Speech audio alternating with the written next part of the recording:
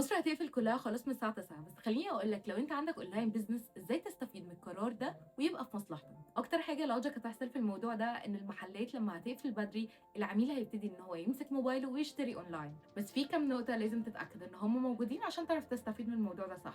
أول حاجة محتاج تركّز على الpeak time الجديد، اللي هو من الساعة 9 لحد الساعة 01:00 وده اللي هنبقى بنشغّل فيه الcampaigns بتاعتنا أو ننزّل posts. تاني حاجة ممكن تعمل offers من بعد الساعة 9 وده بيخلق عند العميل urgency وبيعمل عادة شراء. مهم جدا كمان يكون في instant response، لازم تبقى بترد بسرعة جدا لأن العميل مش هيستناك لبكرة.